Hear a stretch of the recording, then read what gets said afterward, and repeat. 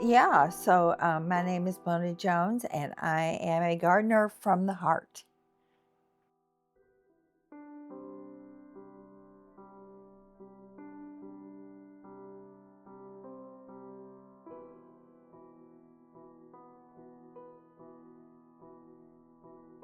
There's one there.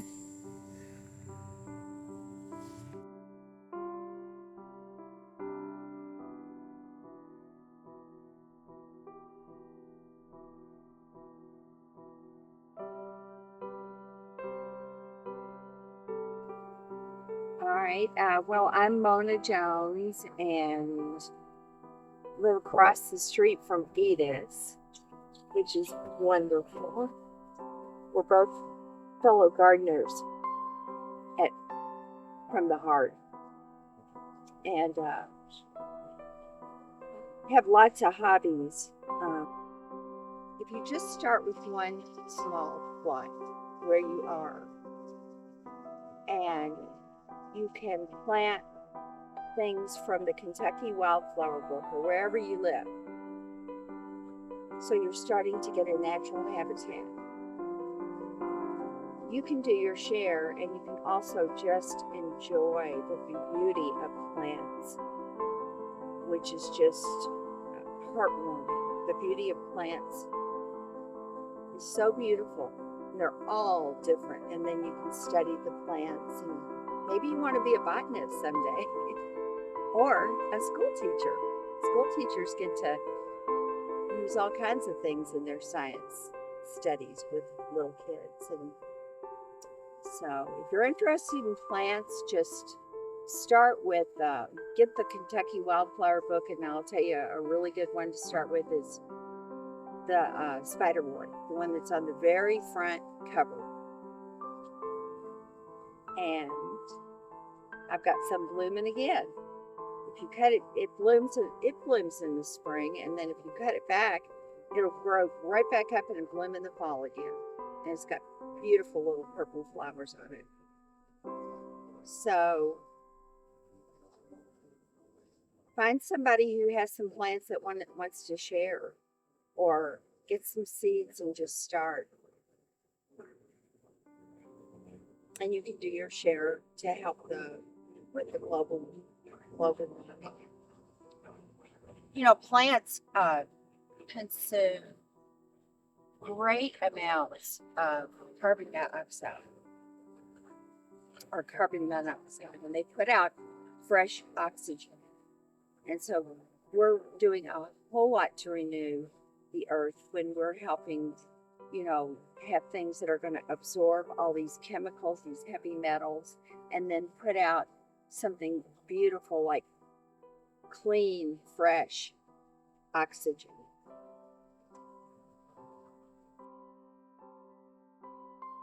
I used one hole and compost because there was nothing in this yard.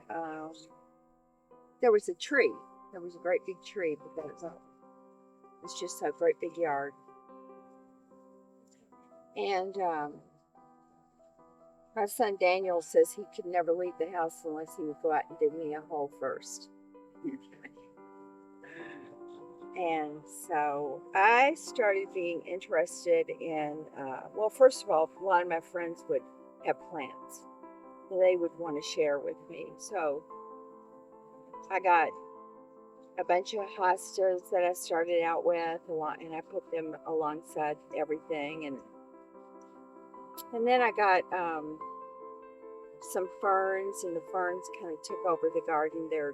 Everything's a little woodsy around here. I like to get plants that if I went into the woods right now, I would recognize them. They're usually Kentucky indigenous wildflowers. And so if you go into the Cherokee Park right now, these jewelweed are blooming all along the edge of the park everywhere.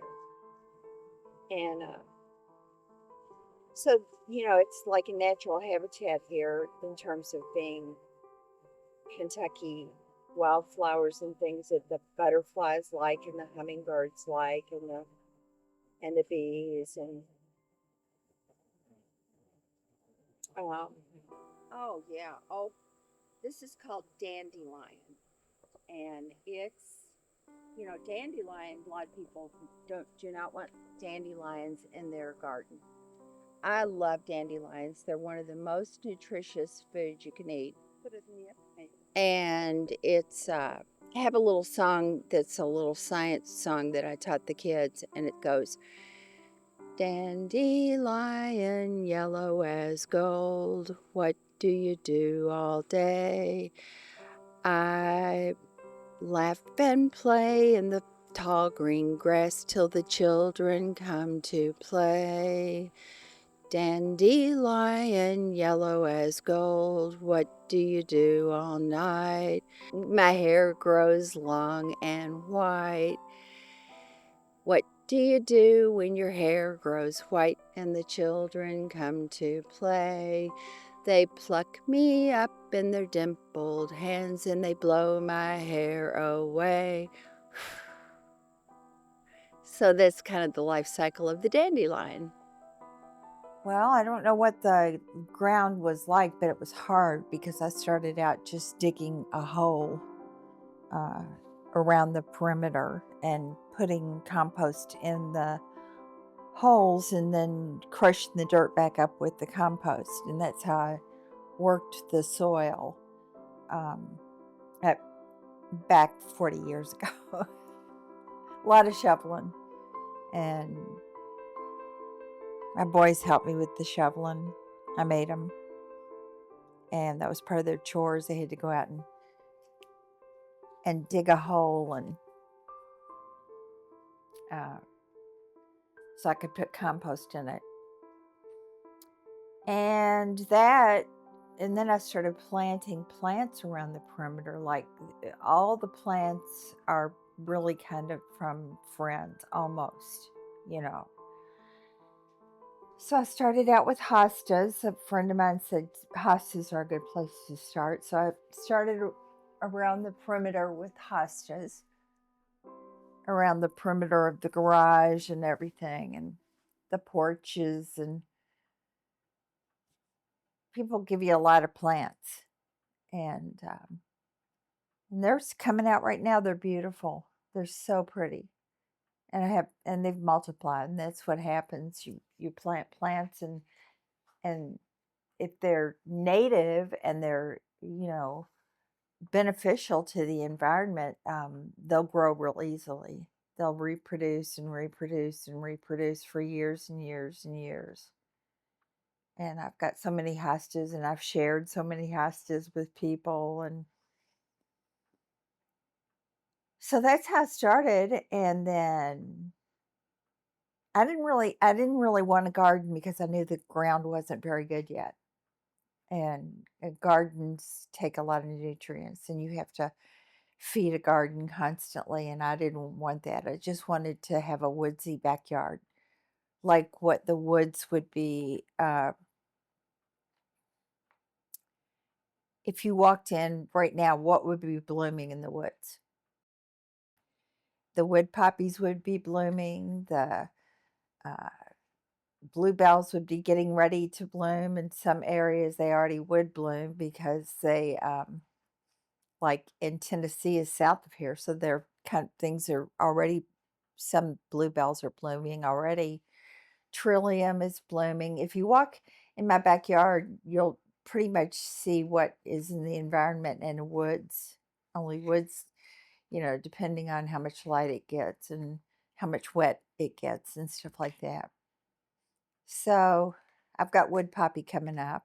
It's going to be so pretty. It's already blooming, I think. It's bright yellow. And I've already had, it's called toothwort. And I think it's in the anemone family. And it's already had these flowers. And right now I've got epimedium blooming, real ephemeral little yellow flowers. And I was given that plant by my really good dear friend Chuck Leach, who was a pastoral counselor of mine for years. And he gave me a start of epimedium, and it is all over the yard now. Everywhere I look, I've like put in more epimedium. I even found some more today that I didn't know was there. So, it loves the ground. It loves the earth here. It's native of here. And the bulbs, the tulips, I'm not sure where they're from. I think they're from a different country, but my land, my ground is healthy enough to sustain them because they take a lot of um, specialized diversity to grow in. They wouldn't just grow like if you, they don't grow that easily I don't know. I don't even know about tulips, but I have some real pretty tulips that my friend Adus planted for me. And the ground was, there's a whole microsystem in the ground too. And you had to dig out all those ferns and the John's, wait a minute, no, the Solomon seal, all that stuff had a whole system underground. But she made the ground really good and, cleared out a bunch of stuff and made room for, yeah. So there's a whole culture underground that needs to be able to sustain beneficial biome, the insects that live down there, the worms, the bacteria, all the stuff needs to be good. And so it helped the ground. You dug it all up real good and we got rid of some things and probably went over to your garden. So Tell me about your favorite plant in your garden. Which one it is? it depends on the season. It depends on the I mean, right now, my favorite plants are what's out. The wood poppy's one of my favorites. Uh, the bluebells I mean, when they bloom, they're gorgeous. There's a million of them too. When I got them, I also kept dividing them up and moving them around different places every year. And because I thought they would make a pretty border. And so, huh? Your daffodils? Yeah. The daffodils were here when I moved. I did get some other bulbs toward the back, neighbor's fence over there, back there. Um, and I don't remember where those bulbs came from. Probably somebody gave them to me. But the daffodil, the little ones that come out first every year under this viburnum, has been here ever since I've been here for 40 years. It's been blooming. Makes me happy. I really like it. Tell me about the irises. The irises. Let's see. I don't remember where I got them, but somebody gave me a bunch. Oh, it might have been my friend Marguerite. I don't remember where I got the irises from. Because they multiply as well. And then if you dig them up and like separate them, you can make borders with them. So I have some, I think they're called Siberian irises in a pot that are little, the skinnier leaves. And I have other irises, just plain old bulbs, different places. And I'm sure somebody just gave them to me. So what else is blooming right? Everything is just, the bleeding hearts have got to be one of my most favorite plants in the whole world. The bleeding hearts are so pretty. And they want their, my yard tends to have different biomes. Like there's a rainy place and a cool place along the side of the house where I put my bleeding hearts. They really like it. It's like a little rainforest over there. And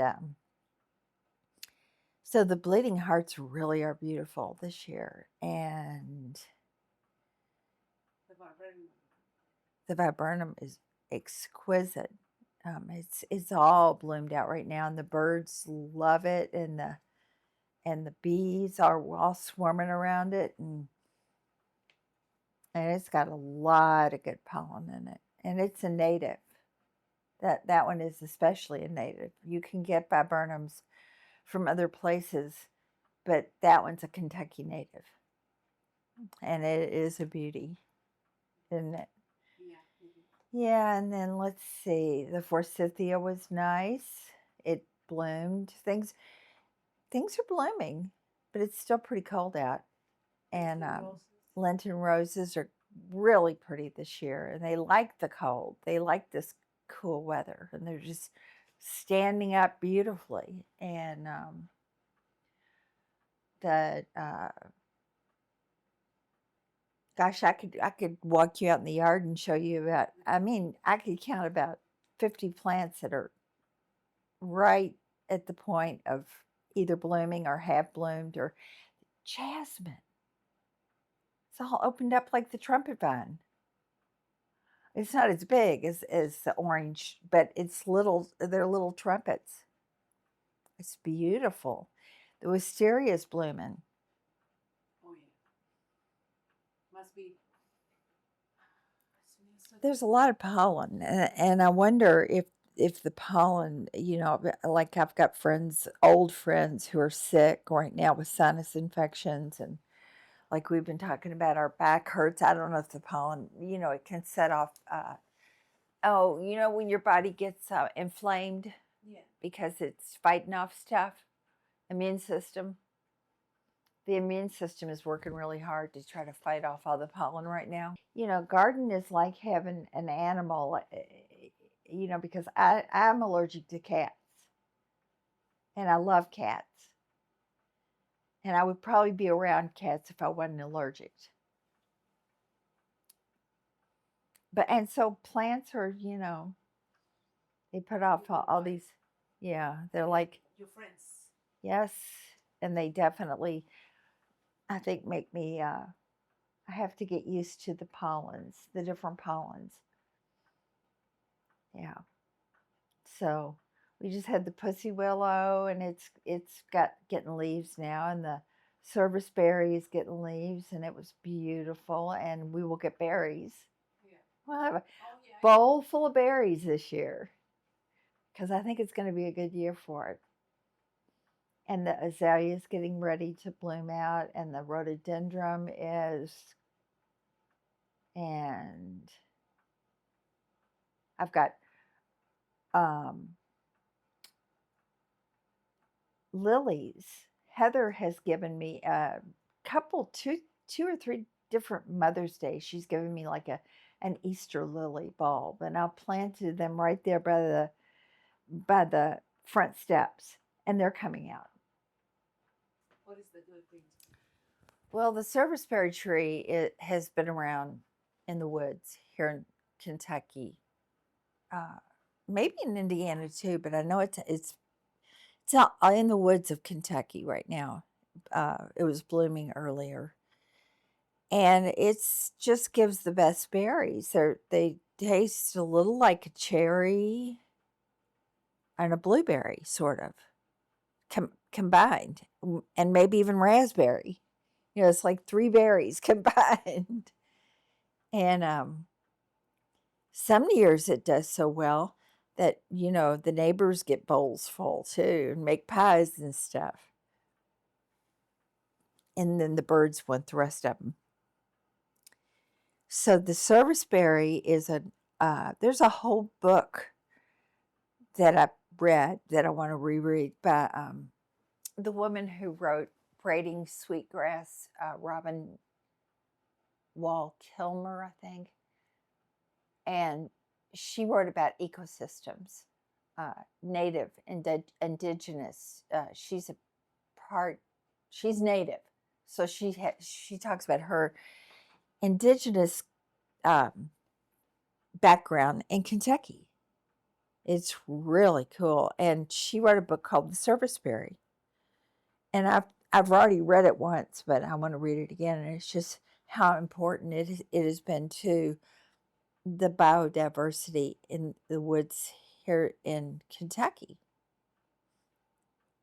And so I could give you a bigger report if I'd looked at the book recently, but I love my service berry, and it's down by the street, so it's like people who walk by on the sidewalk can grab some berries when there's a service berry. What do you do for it? No, I don't use pesticide, and that would ruin the soil. Um,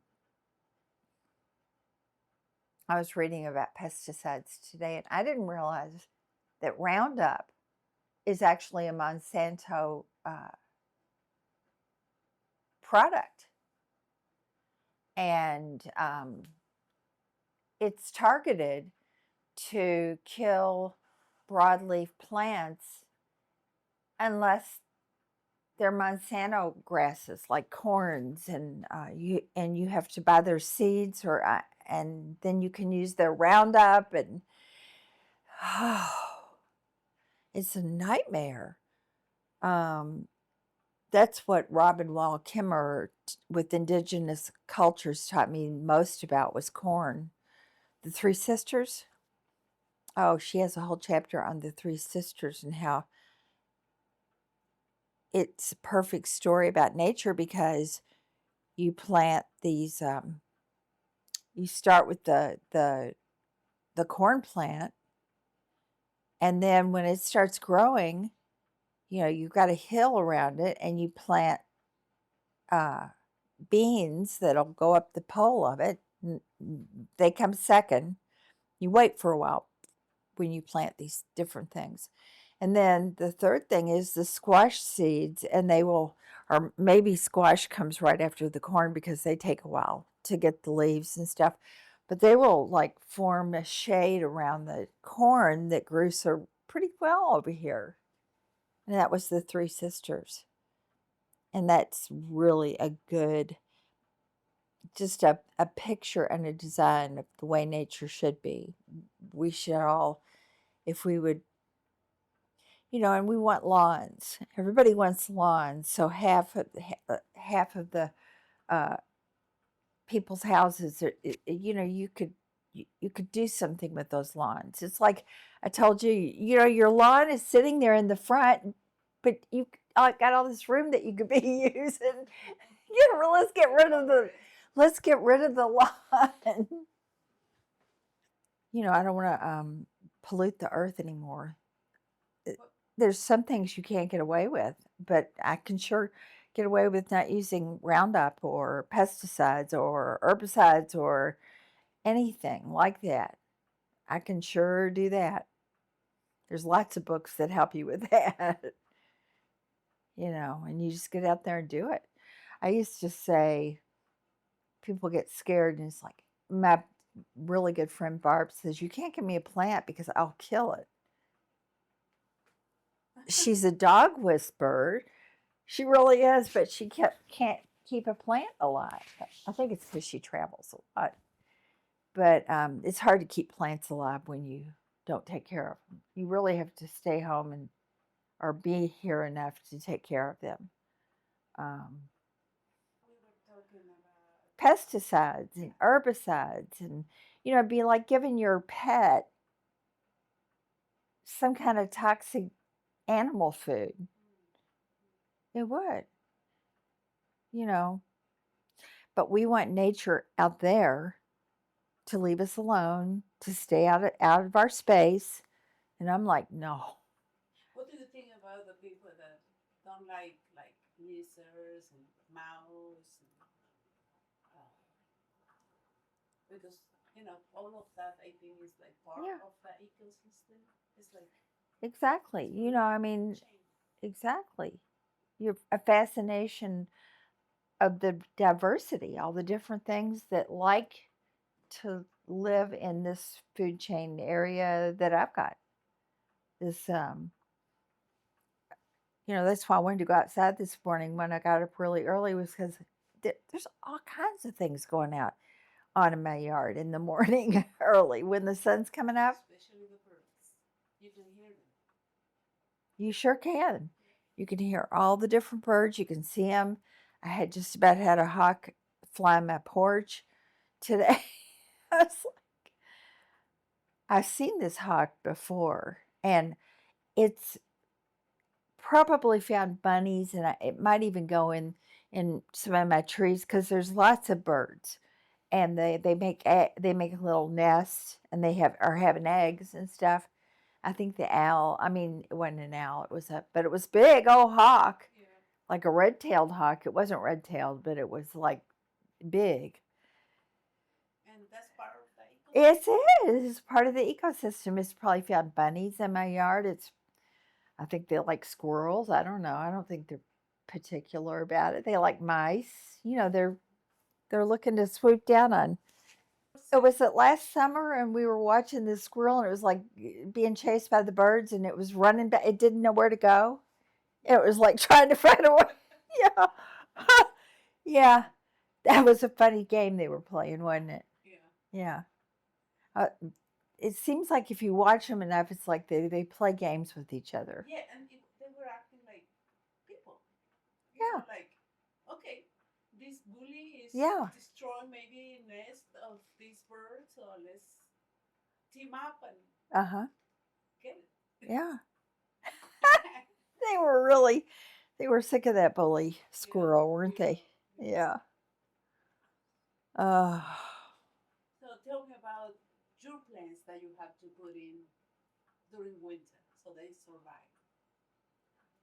How I have I don't know if you can see it with the camera, but I have all kinds of plants around here in my house. I have Norfolk pine, which is still decorated because it's so pretty.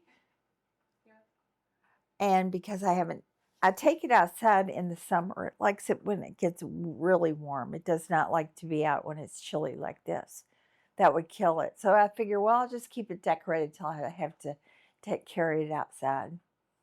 And then I've got this big plant right here, umbrella something. I can't remember the name of it. Do you know it? Umbrella. it is? It's not the money. No, but it's similar looking. I forgot what it's called. This plant was given to my dad, or given at my dad's funeral, and Mom kept it, so I kept it. Oh. And I'm hoping my passion flower is gonna make it. It's getting bigger every day, and I got little tiny flower pots to put it in. So give it a really nice little cozy bed. But I gotta wait till it's warmer. It's just way too cold right now. Do you water your aloe veras? I don't have to water them in the winter. I don't know why. They just do fine without water, and I don't think they like to be overwatered anyway, ever. They take a particular habitat. In the summer when I put them outside, I have to put them over in that little rainforest area. Yeah. I remember what I was thinking when I was telling the story about giving people plants, and they get scared they're going to kill it. That's how I got on the subject of Barb, because she said, don't give me a plant. But I give people plants, and I'll say, don't be afraid. Just put it in and you'll figure it out. And plants always can be moved anyway. Like if you see that the area for it's not doing well, I mean, think of another area that it might do well, and that'll make you think of what kind of ecosystem it wants to be in. So I said, it's like you're a scientist. You're studying the botany of it all. Biology. Yeah, don't be afraid to experiment with plants. I mean, you're going to kill a bunch of them anyway. We all are. But you also learn a lot, right? And then if it takes you 5 years to figure out you're not supposed to be watering, and that's a whole nother study, which is awesome. Foraging and eating your food and using your food, and using things that are going to be good and healing, The dandelion greens right now are a great spring tonic for the body. Help clear your body out. And so nutritious. Lots of vitamins and minerals and all this stuff that they've stored up all winter, and now they're so beautiful. The violets are really, really good. Violets are, I think they look like little itty bitty nasturtiums. They might be in the same family, I don't know. But nasturtiums have this peppery kind of taste to it, and people grow them and put them in salads, and they're beautiful. Well, violets are kind of the same type of, they have a peppery taste. I have a book that tells what the edible things are and stuff. I know some of it, but I don't know it all. Tell me about your grandma. I know that she loves plants like me and June. She was the woman who was always picking the seeds and saving seeds. Yeah, and she could take a plant and baby it back to health, and she knew exactly how much water to to use, and she started a whole bunch of trees. We lived in a nice neighborhood that had a big corner lot, so we had all this room that we could put trees. And she found out a way to get the Rose of Sharon, which is the one that looks like the hibiscus over here. But they grow big, tall trees, real pretty big Rose of Sharons. She would start those from seed, and she had about 3 in the corner. Big, tall ones that would bloom. They bloom a lot of the summer. I mean, she was like a wizard as far as I was concerned. I couldn't figure out how she could make things grow the way she did. But I think she definitely had a green thumb, and it must have rubbed off on mine. Plants have these incredible electrical systems, and there's books on that recently that I would love to read, have time to read. One's called The Light Eaters. And it talks about, I'm just going to guess from light is photosynthesis, and how that plants make their energy, and they have energy. And I think they communicate with each other. I know trees do. Trees have this underground. I have all these books about this stuff. It's proven.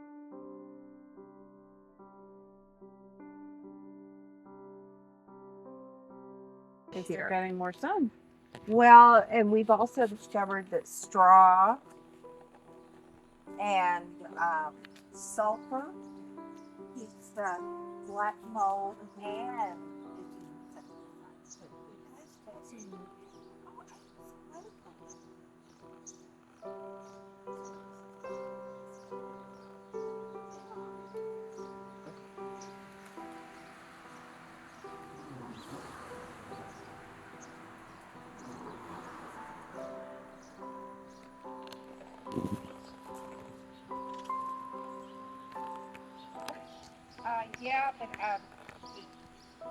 and they're gonna. Said they're gonna come over.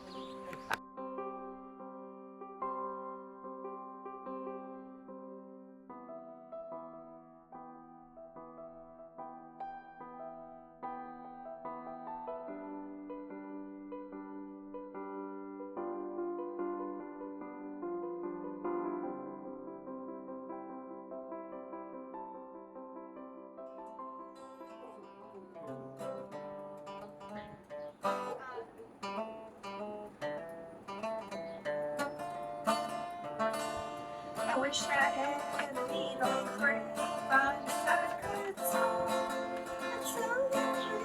to my side. Down the road we go. Shady road, my love, shady road. Shady road, down the shady road.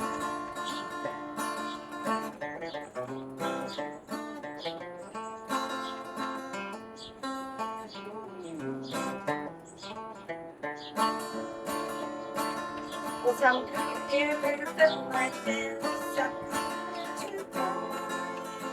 Some feel like Jack's that I come into Mary, Shady Grove, my little love. We got one more verse. Shady Grove. Oh, that's it. I love Shady Grove. Shady Grove. I'm going back to the heart. I don't know what else there is. Wish I had a big fine horse for you and more. What if I were staying home? Where I'll go. Shady Grove, I love Shady Grove. Shady Grove, don't wait till Judgment Day.